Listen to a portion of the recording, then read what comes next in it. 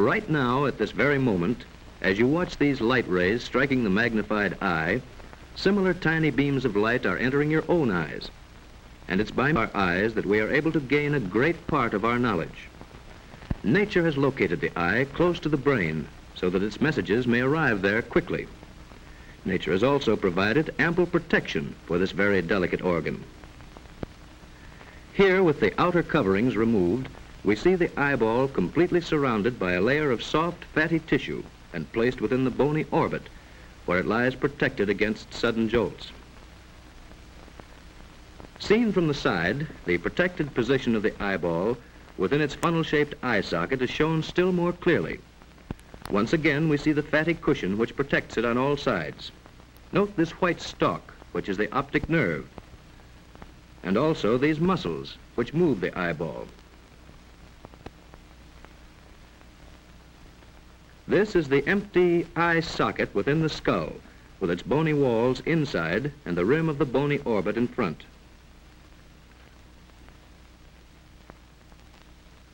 By gradually restoring the outer portions of the skull and also the covering tissues, we can now realize the location of the entire eye in relation to the outline of the face. Another important safeguard to the eye is the tear gland, which secretes the tear fluid. This is an effective germicide which drains through the tear ducts into the nose after flushing and cleaning the entire eye surface. The eyeball itself has a white, glistening surface. Its front part bulges and forms a highly transparent window. In this sectional view, the capsule of the eyeball is seen to have 3 layers. This thick, tough outer layer is called the sclera and serves to protect the delicate structures within. This transparent bulging portion is called the cornea. Notice also the crystalline lens, which is one of the main features of the eye mechanism. The second layer is called the choroid. It consists of 3 different belts or zones. The first zone is called the choroid proper and is the part that carries nourishment to the tissues of the eye.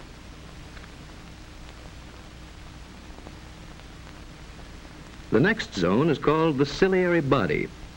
This is a broad ring-shaped band of thin muscle fibers which play a very active and vital part in the visual adjustment of the eye.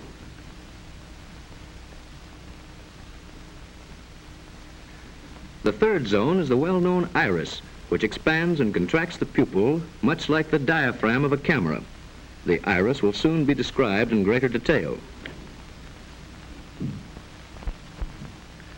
Here is an outside view of the entire choroid, which shows the dense network of arteries and veins carrying nourishment to the eyeball.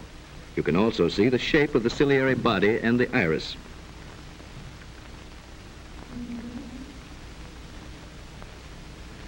The innermost layer of the eyeball is the retina, a very delicate membrane. The retina is actually a part of the optic nerve which transmits the light impulses to our brain. The retina is the most important and complex structure in the eyeball. Magnified many hundred times, the retina is seen to consist of this complicated arrangement of rods and cones, which convert light waves into nerve impulses in some manner which even science of today cannot fully explain. Between the lens and the cornea is the aqueous humor, consisting mostly of water and a little salt. This larger space within the eye is filled with the vitreous humor or body, consisting chiefly of water with some salt and albumin. The vitreous humor is really a highly transparent jelly and plays a very important part in the act of visual adjustment. Thus, light rays entering the eye must pass in succession through first the cornea, second the aqueous humor, third the pupil, fourth the crystalline lens, and fifth the vitreous humor in order to reach their destination, the retina.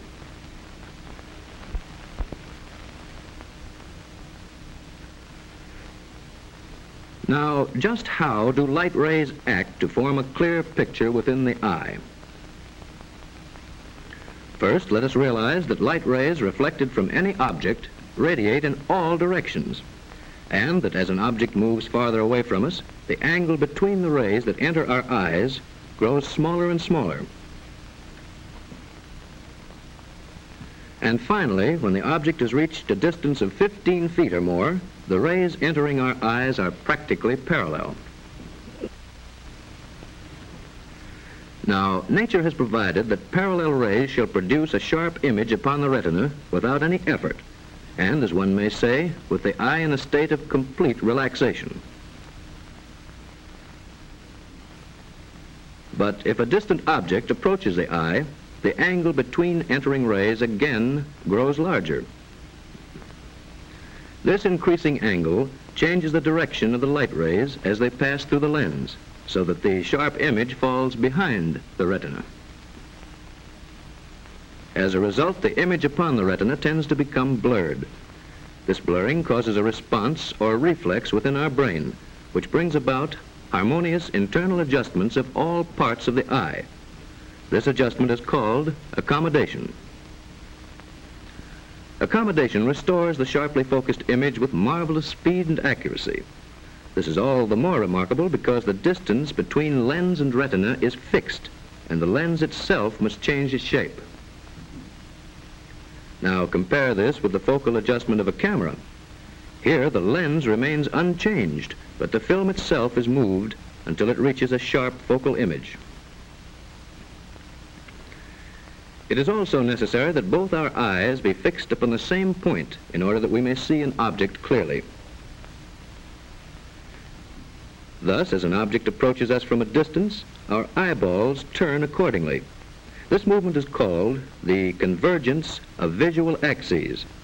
This action is shown here as the object approaches and recedes.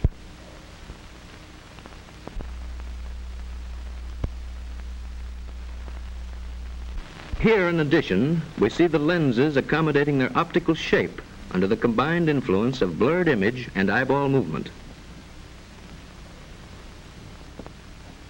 And now let us look at this highly enlarged view of the lens itself. It has a soft, yielding body and is as transparent as glass. But it also has a firm, ball-shaped central core or nucleus. It is contained within a thin, elastic membrane and is suspended all around by a spoke-like arrangement of delicate threads or ligaments. The lens itself lies between two liquids. These liquids can exert pressure. All liquids cannot be compressed. You may ask then, how is this soft, pliable body of the lens made to take on the different degrees of convexity necessary for accommodation? In order to explain this, let us again call attention to the important ciliary muscle, which we see here in the diagram. This muscle is shaped like a broad ring which can expand and contract. Whenever it does contract, it must press upon the non-elastic vitreous humor. This liquid is confined within the rigid capsule of the eyeball and must, therefore, exert pressure upon the lens. Now, the lens as a whole cannot give way against the equally non-elastic aqueous humor and its confining cornea. So the only part which can possibly yield to the pressure of the vitreous humor or body is the soft substance of the lens.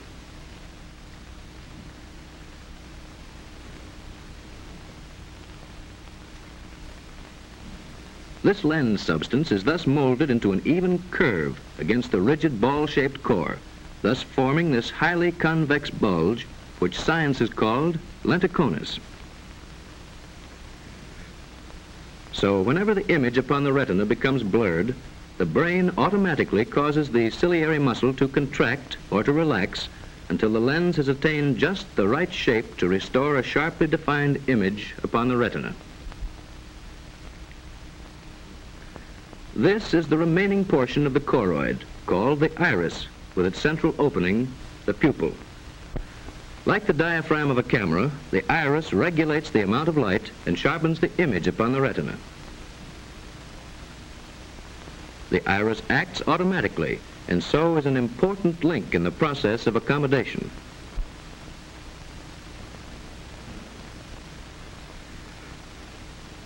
Its action is caused by two sets of delicate muscle fibers within the iris itself. These muscles are shown here in simplified diagram. These spoke-like radial fibers pull the pupil open. This ring-shaped muscle around the pupil closes it.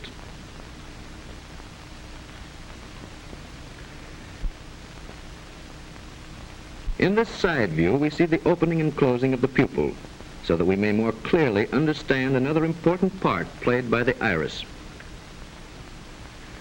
Whenever demanded by conditions, the lens acquires this peculiar bulge called lenticonus. This cone-shaped curve at first causes light rays to become distorted into aberrations upon the retina. As a result of these distortions, the pupil now contracts until the diffused rays have been shut away and only a clear image remains upon the retina. These interesting mechanics of the lens are not generally known, and the facts presented here have only recently been accepted by science. It is well for us to know that our eyes are one of our greatest gifts of nature and are indeed worthy of our constant care and protection.